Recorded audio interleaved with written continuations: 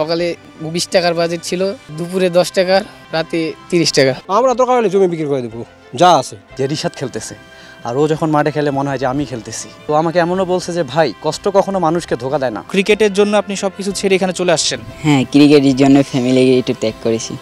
Family ত্যাগ করে দিয়েছেন? হ্যাঁ। ঠাকুরগাঁয়ের শচীন চন্দ্র রায় স্বপ্ন দেখেন সাকিব আল হাসানের মতো করবেন বিশ্বজয়, কিন্তু 22 গজের আগে বারবার হেরে যাচ্ছেন দারিদ্রতার কাছে। মাত্র 50 টাকায় ক্ষুধার জ্বালা মেটাতে হয়েছে দিনের পর দিন। এমন অভিজ্ঞতা হলেও ছেড়ে দেননি ক্রিকেট। সকালে আমি উঠতাম, উঠে মনে করেন যে উঠে গোসল টোসল করে প্র্যাকটিস করতাম বড় ভাইদের সাথে। প্র্যাকটিস করে মনে করেন যে ভাত খাইতাম। সকালে 20 টাকার বাজেট ছিল, আর দুপুরে 10 টাকা, রাতে 30 টাকা। এভাবে চলতো? হ্যাঁ, এইভাবেই চলতো। মাঝে মধ্যে চেঞ্জ করতাম আর কি। আর কোনো সময় বাবা মার কাছে টাকা নিতাম, ছাড়ও দিত, কোনো সময় কম বেশি করে খাইতাম আর কি। এটা কত বছর চলছে? এটা প্রায় 2 বছর। বাবা মা এখন অনেক কষ্ট করে টাকা মানুষের কাছে ধার করে দিচ্ছে, বা মনে করেন যে অনেক কষ্ট করে টাকা উপার্জন করে আর কি আমাকে দিচ্ছে। দর্জির কাজ করে জীবনযাপন করেন বাবা গোপাল চন্দ্র রায়।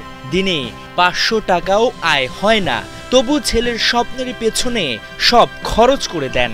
প্রয়োজনে ভিটেমাটি বিক্রির কথাও ভাবতে দ্বিধা নেই তার। আমি কাজ করি 500 টাকা দিন পরে, 500 টাকা দিয়ে আমার সংসার চালাইতে হয়। আমার কোনো কৃষি কাজের কিছু নাই, যা আছে ওগুলো আমার কিছু নাই।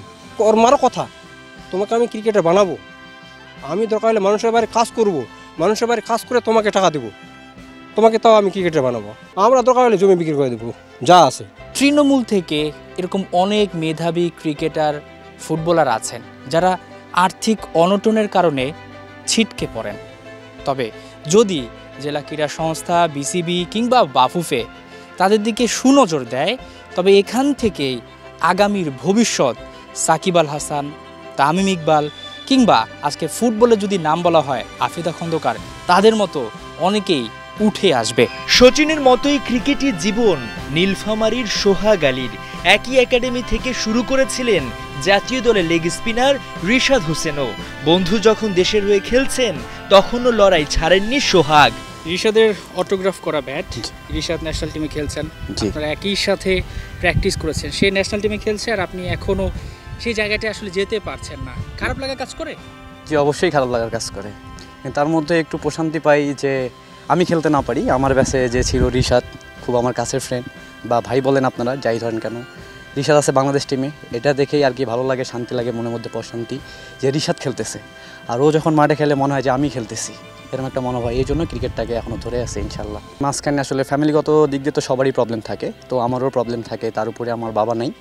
তো এই কষ্টের মধ্যে আর কি প্র্যাকটিসটা চালাই যেতেছি, কিন্তু মাঝখানে আমি প্র্যাকটিস অফ করে দিয়েছিলাম। তো রিশাদ যখন ঢাকায় আসে আমাকে কল দেয় যে ভাই তোমার কী অবস্থা, বা প্র্যাকটিস করতেছো কি না। তো আমি বলছি যে না, আমি তখন বর্তমান প্র্যাকটিসে নাই, আমি তো প্র্যাকটিস থেকে বাইরে। তো ও আমাকে আর পরে কিছু বলেনি। পরেও বাসায় আসছে, বাসায় এসে আমাকে কল দেয়, আমাকে খুঁজে নিয়ে আমাকে বলে তুমি প্র্যাকটিস চালাই যাও, আল্লাহ ভরসা, কেউ কারোর এই জায়গায় আটকায় রাখতে পারে না। রিশাদ তো এইভাবে বলছে আমাকে।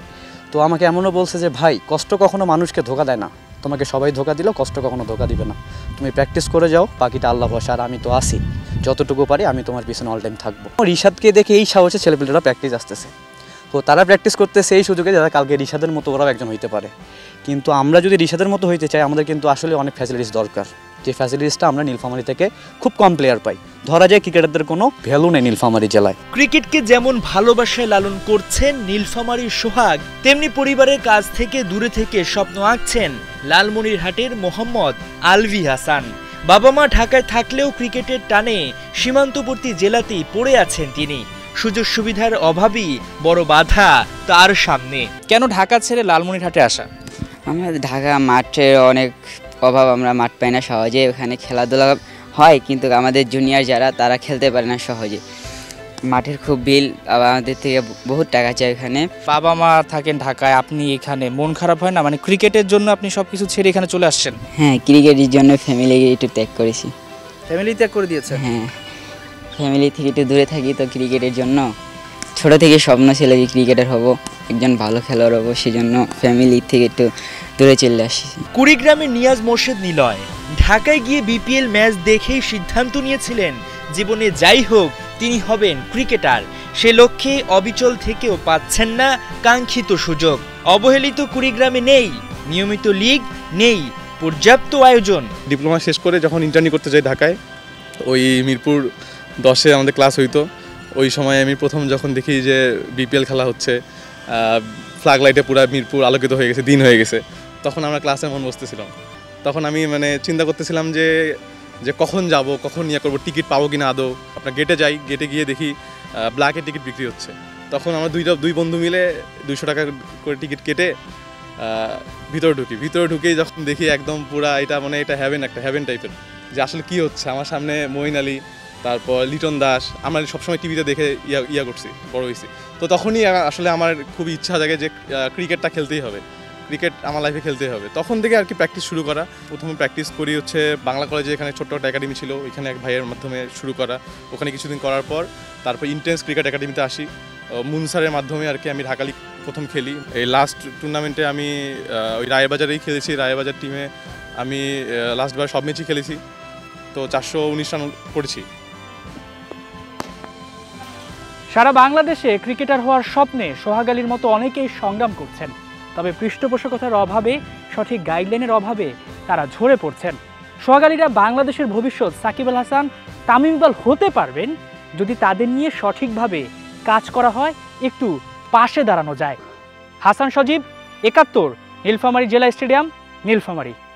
Best of luck.